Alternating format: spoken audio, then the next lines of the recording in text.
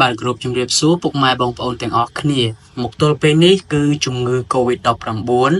គឺនៅមិនទាន់បានទៅណាឆ្ងាយពីពួកយើងនៅឡើយនោះទេបាទថ្មីនេះក្រសួងផ្នែកគ្រប់គ្រងជំងឺឆ្លងដែលហៅកាត់ថា DDC របស់ប្រទេសថៃ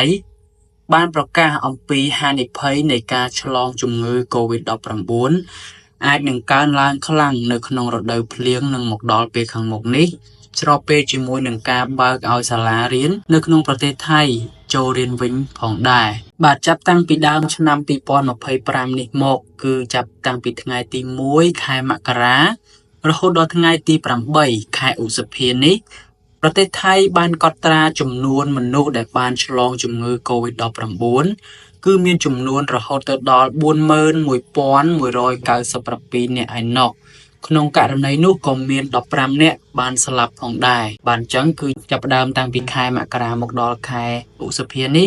គឺថៃមានអ្នកឆ្លងជំងឺ COVID-19 ជាង40,000នាក់ទៅហើយបាទក្រសួងគ្រប់គ្រងជំងឺឆ្លងរបស់ប្រទេសថៃដែលហៅកាត់ថា DDC បានប្រមានថាជំងឺ COVID-19 នៅក្នុងប្រទេសថៃគឺអាចនឹងប្រឈមឬក៏អាចបន្ថែមនៅការកើនឡើងនៅពេលរដូវភ្លៀងដែលនឹងមកដល់ឆាប់ខាងមុខនេះហើយនៅពេលដែលសាលារៀននៅក្នុងប្រទេសថៃបើកដំណើរការឲ្យសិស្សចូលរៀនវិញគឺវាអាចនឹងមានការរីករាលដាលនៅជំងឺ COVID-19 សារឡើងវិញជាច្រើនទៀតផងដែរអាជ្ញាធរថៃក៏បានណែនាំឲ្យប្រជាពលរដ្ឋទាំងអស់ពាក់ព័ន្ធជាមួយនឹងការថែទាំសុខភាពនិងយល់ដឹងអំពីសារៈសំខាន់នៃការការពារជំងឺក៏ដូចជាការការពារកុំឲ្យឆ្លងជំងឺ COVID-19 ទៅក្នុងខ្លួនប្រាណរបស់ពួកគេផងដែរបាទនាយកគ្រប់គ្រងរបស់ក្រសួង DDC ដដែលនេះគឺលោកឌឿនប៉ុនណាមីសគឺគាត់បានបញ្ចេញទិន្នន័យនៅក្នុងថ្ងៃសុក្រនេះចាប់តាំងពីថ្ងៃទី4ខែឧសភារហូតដល់ថ្ងៃទី8ខែឧសភាដដែលគឺមានអ្នកឆ្លងជំងឺ COVID-19 រហូតទៅដល់7,013ករណីឯណោះអញ្ចឹងពីថ្ងៃទី4រហូតដល់ថ្ងៃទី8គឺរយៈពេល4ថ្ងៃគឺមានអ្នកឆ្លងជំងឺ COVID នឹងគឺរហូតទៅដល់7,013ករណីឯណោះដែលក្នុងនោះមានម្នាក់ផងដែរក៏បានស្លាប់ដែរអញ្ចឹងនៅក្នុង7,013ករណីនេះគឺមានម្នាក់គឺបានស្លាប់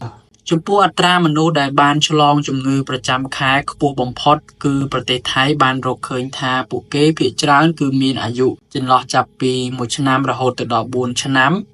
និងចន្លោះចាប់ពីអាយុ30ដល់39និង20ឆ្នាំទៅដល់29ឆ្នាំបាទអញ្ចឹងនេះគឺជាតួលេខនៃអាយុរបស់មនុស្សដែលអាចនឹងងាយឆ្លងជំងឺ COVID-19 នៅក្នុងប្រទេសថៃ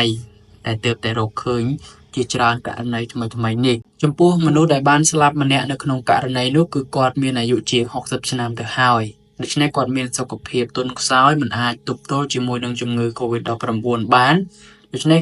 មនុស្សចាស់គឺងាយនឹងប្រឈមនឹងការស្លាប់បាត់បង់ជីវិតប្រសិនបើគាត់បានឆ្លងជំងឺ COVID-19 នេះបាទចាប់តាំងពីដើមឆ្នាំ2025ពីថ្ងៃទី1ខែមករាដល់ថ្ងៃទី8ខែឧសភានេះប្រទេសថៃគឺបានរកឃើញថាមានការឆ្លងជំងឺ COVID-19 សរុបចំនួន41,197ករណីនិងមាន15ករណីគឺបានស្លាប់ផងដែរលោកវិជ្ជបណ្ឌិតរបស់ប្រទេសថៃក៏បានបន្ថែមតទៅទៀតថាជំងឺនេះគឺអាចនឹងងាយកើនឡើងបំផុតនៅក្នុងរដូវភ្លៀងខាងមុខនេះដោយសារតែមនុស្សភាគច្រើនមានអាការៈផ្ដាសាយក៏ដូចជាលាយឡំជាមួយនឹងជំងឺផ្សេងដូច្នេះវាងាយនឹងធ្វើឲ្យជំងឺ COVID នេះ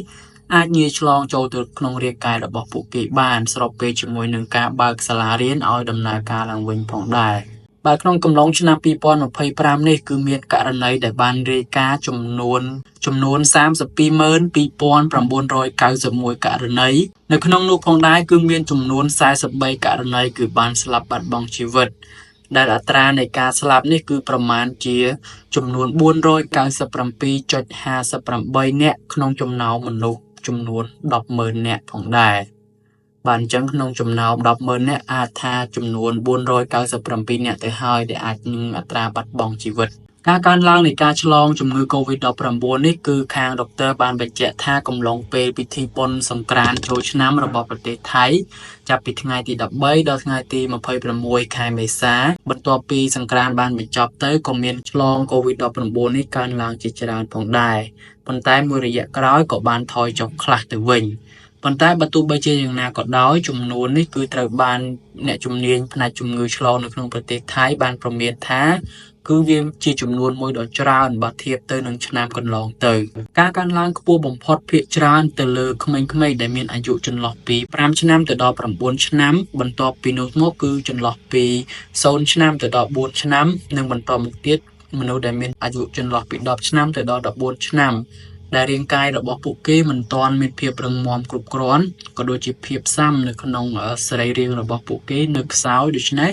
វាងាយនឹងធ្វើឲ្យជំងឺ COVID-19 អាចនឹងងាយឆ្លងទៅចូលទៅក្នុងរាងកាយរបស់ពួកគេបានលោកវិជ្ជបណ្ឌិតរបស់ប្រទេសថៃក៏បានធ្វើការអំពាវនាវទៅដល់ប្រជាពលរដ្ឋរបស់ប្រទេសថៃទាំងអស់ឲ្យអនុវត្តនៅវិធានការការពារជំងឺ COVID-19 ឲ្យបានម៉ឺងម៉ាត់បំផុតជាពិសេសនៅតំបន់ដែលមានមនុស្សច្រើនឬកន្លែងដែលបិទជិតមិនមានខ្យល់អាកាសគ្រប់គ្រាន់ហើយគួរតែជៀសវាងនៅការតាក់ទងជាមួយនឹងបុគ្គលដែលបង្ហាញថាមានរោគសញ្ញានៃការឆ្លងជំងឺ COVID-19 នេះដូច្នេះសូមអនុវត្តវិធានការការពារខ្លួនឲ្យបានត្រឹមត្រូវបំផុតបាទនេះគឺជាអ្វីដែលលោកដុកទ័ររបស់ប្រទេសថៃបានណែនាំអំពីការការពារខ្លួនទៅដល់ប្រជាពលរដ្ឋភាគច្រើននៃការស្លាប់គឺកើតឡើងក្នុងចំណោមមនុស្សចាស់និងមនុស្សដែលមានជំងឺរួមរឹតច្រើនដែលពួកគាត់គឺមានសារពាង្គកាយខ្សោយប្រព័ន្ធភាពស៊ាំគឺមិនរឹងមាំនោះឡើយដូច្នេះប្រសិនបើឆ្លងជំងឺ COVID-19 គឺអាចនឹងងាយធ្វើឲ្យពួកគាត់បាត់បង់ជីវិតផងដែរការណែនាំអប់រំទៅដល់សាធារណជនឲ្យថែរក្សាសុខភាពឲ្យបានល្អជាពិសេសនៅពេលដែលពួកគេចេញក្រៅឬទៅក្នុងទីប្រជុំជននានាមានដូចជាទៅកន្លែងទីតាំងដឹកជញ្ជូនសាធារណៈដូចជាកន្លែងរថយន្តក្រុងកន្លែងរថភ្លើង clinic មជ្ឈមណ្ឌលកំសាន្តផ្សេងៗគឺពួកគេគួរតែពាក់ម៉ាស់ការពារហើយត្រូវតែលាងដៃជាមួយអាល់កុលឲ្យបានញឹកញាប់បំផុតជៀសវាងនឹងការឆ្លងការប៉ះពាល់នៅទីកន្លែងដែលមានមនុស្សច្រើននិងអាចឆ្លងជំងឺនេះបានងាយបំផុតចំពោះអ្នកដែលមានរោគសញ្ញាដែលសង្ស័យថាខ្លួនអាចនឹងបានឆ្លងជំងឺនេះគឺគួរតែប្រើឧបករណ៍តេស្តហើយប្រសិនបើមានផលវិជ្ជមានគឺត្រូវតែប្រញាប់ទៅរកពេទ្យដើម្បីព្យាបាលជំងឺនេះជាបន្ទាន់ជៀសវាងវាកាន់តែធ្ងន់ធ្ងរនិងអាចបណ្ដាលឲ្យបាត់បង់ជីវិតបានថែមទៀតផងបានអញ្ចឹងបងប្អូនទាំងអស់គ្នានេះគឺជាករណី COVID-19 នៅក្នុងប្រទេសថៃហើយប្រទេសខ្មែរយើងក៏នៅតែមានឆ្លងដែរប៉ុន្តែវាមិនរីករាលដាលច្រើនដូចពេលដែលវាចាប់ផ្ដើមដំបូងនោះទេប៉ុន្តែថៃនៅតែបញ្ហាមួយដែលប្រឈមហើយគួរតែប្រុងប្រយ័ត្នដើម្បីកុំឲ្យជំងឺនេះរីករាលដាលសារឡើងវិញពិបាកនឹងទប់ស្កាត់ម្ដងទៀតបាទអញ្ចឹងសូមបងប្អូនថែរក្សាសុខភាពឲ្យបានល្អទាំងអស់គ្នាទោះបីវាស្ងាត់ហើយក៏ដោយក៏មិនគួរធ្វេសប្រហែសពេកនោះដែរបាទអញ្ចឹងថ្ងៃនេះគឺខ្ញុំមានព័ត៌មានប៉ុណ្ណឹងចាំជួបគ្នានៅវីដេអូក្រោយជាបន្តទៀត